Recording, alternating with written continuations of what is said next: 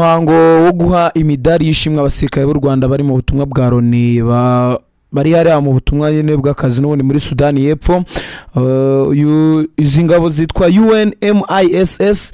Ubwo ni umuhango nyine muri rusange. Nkwibutse ukanda subscribe kuri The Quick Times News, reka nze ubundi tuganire tunarebere hamwe ko umuhango wose wari umeze muri rusange.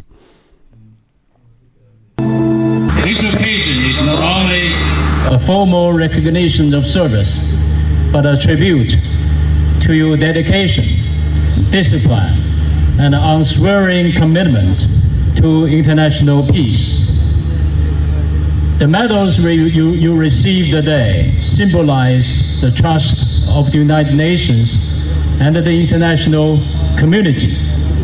They reflect your courage, your resilience, and your professionalism in a complex and demanding operational environment. Since its deployment, Rwanda 2 has consistently demonstrated high standards of operational readiness, discipline, and teamwork.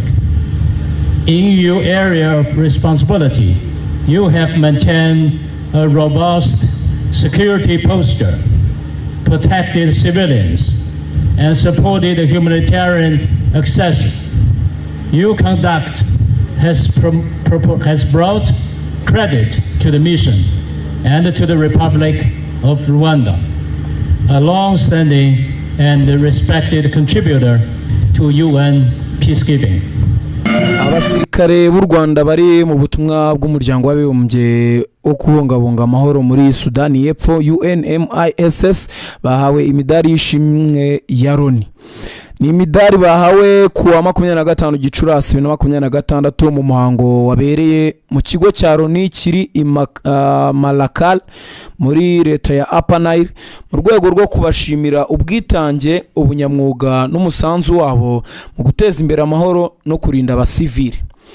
Abasirikare bahawe imidari ba Rwanda 2 bashimiwe uruhare rudasanzwe bagize mu bikorwa byo kubungabunga amahoro muri kimwe mu bice bya Sudani y'Epfo bikigaragaramo umutekano muke muri rusange.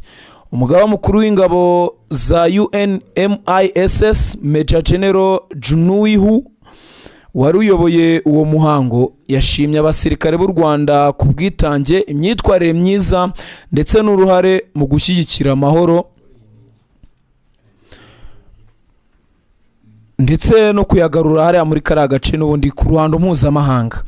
Yagize ati imidari mwahawe uyu munsi igaragaza icyizere mufitiwe n'umuryango w'abibumbye ndetse n'umuryango mpuzamahanga, igaragaza ubutwari bwanyu, ukwihangana n'ubunyamwuga bwanyu mu kazi gakorerwa mu bihe bikomeye kandi gasaba ubushishozi.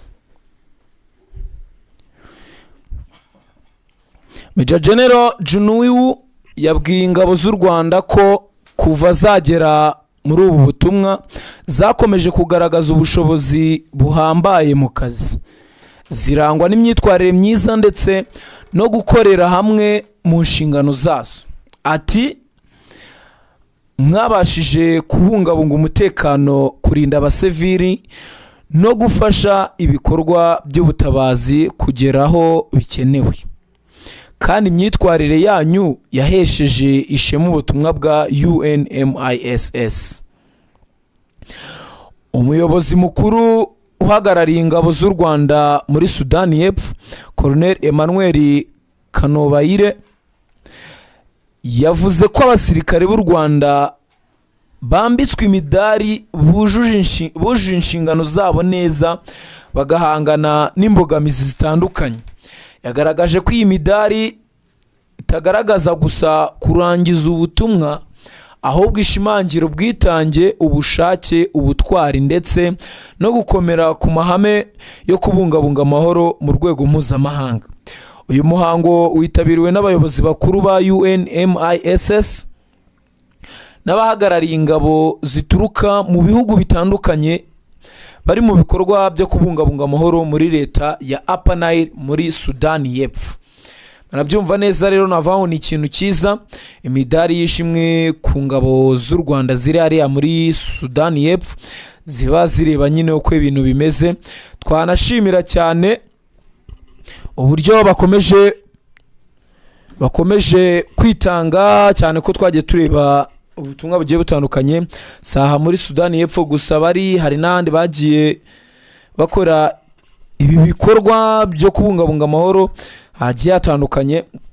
Navuga ngo ni ikintu cyiza kandi gikomeje kuzamura ubushobozi mu by'umutekano bw'igihugu cyacu ndetse n'ubushongore n'ubukaka bwabyo.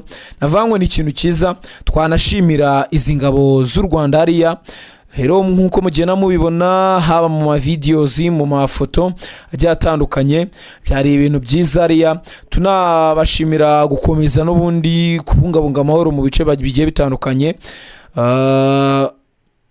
Ntago bahwema kutwereka ubushobozi bwabo mu bijyanye no kubungabunga amahoro n'ubundi.